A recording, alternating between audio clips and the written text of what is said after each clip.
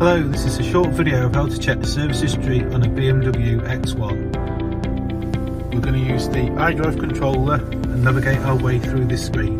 We first go to vehicle information and vehicle status, and then we click on the car icon. That gives us this menu here. If we go to the top, it gives us all the service history that the car's had.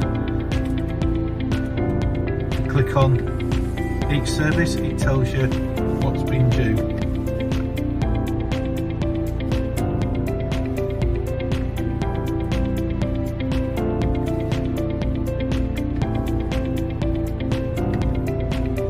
So you can see it tells you everything what's been done to the vehicle. We just press the back button. This menu, this tells you when the next brake fluid service is due,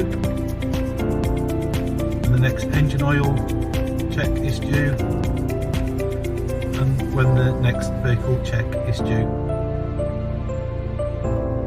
Hope you enjoyed the short video.